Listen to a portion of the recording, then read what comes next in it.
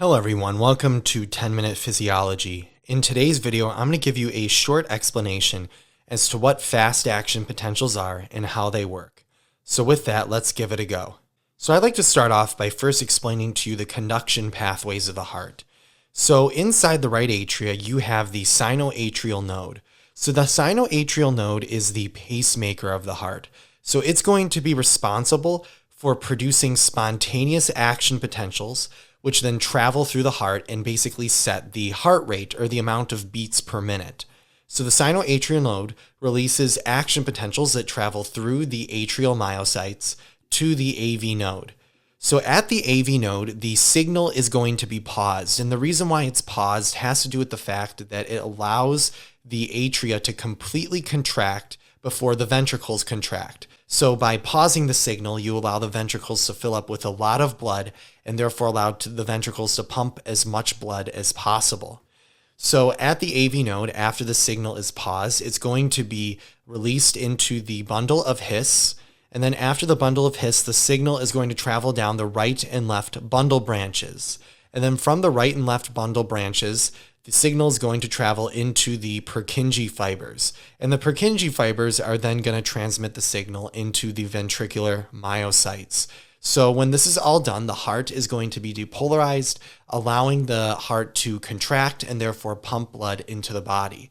So now that we know how the signal is going to be conducted inside the heart, let's talk about the fast action potential. So fast action potentials are going to be seen first in the bundle branches, inside the bundle of His, in the Purkinje fibers, as well as in the atrial and ventricular myocytes.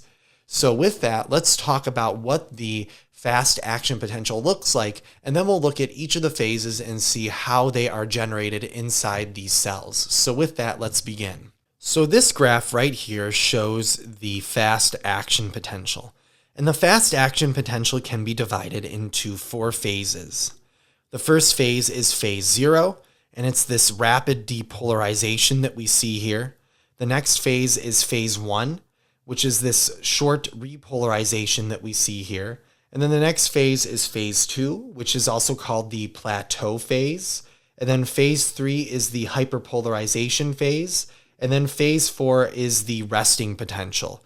So we're going to first look at phase 0 of the fast action potential. So with that, let's begin with phase 0. So phase 0, remember, is that fast depolarization that we see. And this depolarization is largely going to be governed by the voltage-gated sodium channels. So basically what happens is you have a stimulus that enters into the cell, and this stimulus is going to be positive charge. So this positive charge is going to move to the sodium channels and cause them to open. And when these channels open, it's going to allow sodium to flow into the cell. And when sodium flows into the cell, it's going to cause a depolarization.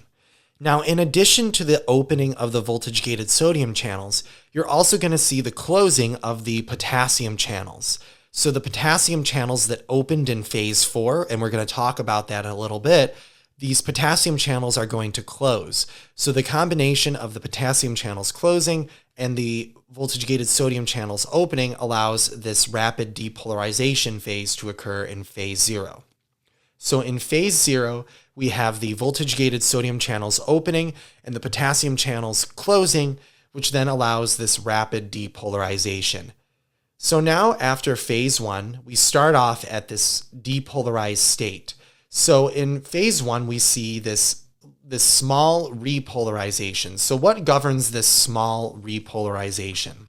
So before phase 1 starts, we start out with the voltage-gated sodium channels opened. Now remember, these voltage-gated sodium channels were opened during phase 0.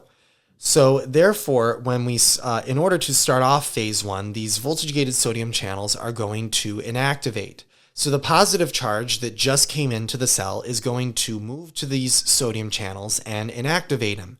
And when these channels are inactivated, it causes sodium to stop flowing into the cell, and it therefore leads to negative charge buildup. Now the depolarization is also going to open another channel called the potassium transient outward channel. So the reason why these potassium channels are called transient outward channels is due to the fact that they inactivate quickly. So what happens is the positive charge opens these channels, allowing potassium to flow out and negative charge to accumulate, which therefore leads to the repolarization we see in phase 1. Now, this conductance of potassium does not last very long. These channels will inactivate quickly, which therefore causes the potassium to stop leaving the cell, and it therefore leads to the stopping of the repolarization. So that's why this repolarization phase in phase 1 is not very long-lived. It's very short-lived. So after phase 1, after we have the repolarization, we move into phase 2. So phase 2 is also called the plateau phase. So with that, let's take a look at what governs phase 2. So in phase 2, the main thing that's going to govern it is going to be the L-type calcium channels. So the depolarization that we see in the cell is going to open these L-type calcium channels, which allows calcium to flow into the cell and the cell to depolarize. So these calcium channels are going to be responsible for maintaining the cell at a depolarized state during phase 2. So after this plateau phase in phase 2, we have phase 3, which is going to be the repolarization phase or hyperpolarization phase. So let's take a look at phase 3 or the hyperpolarization phase.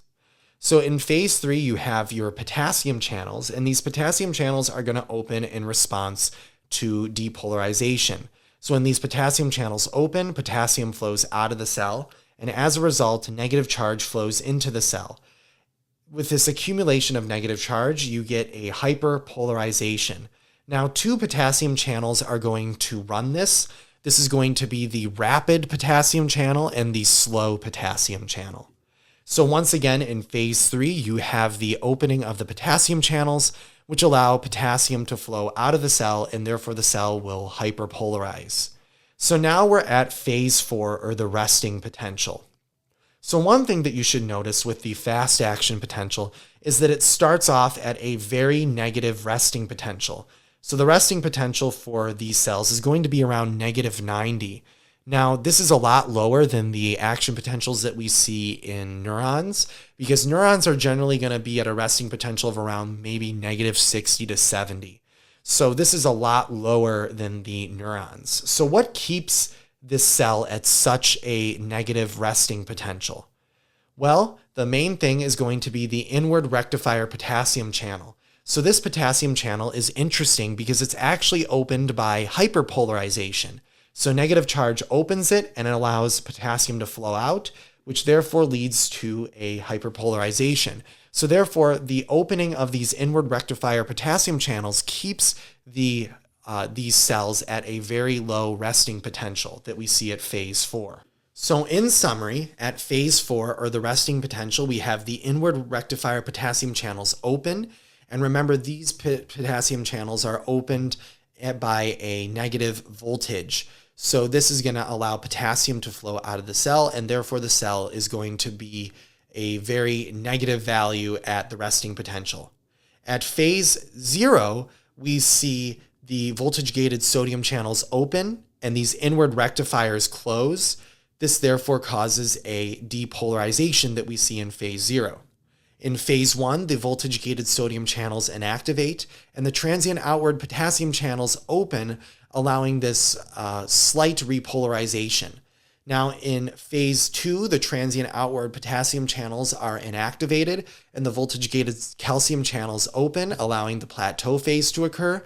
And then in phase 3, the voltage-gated calcium channels close, and the potassium channels open, allowing the hyperpolarization.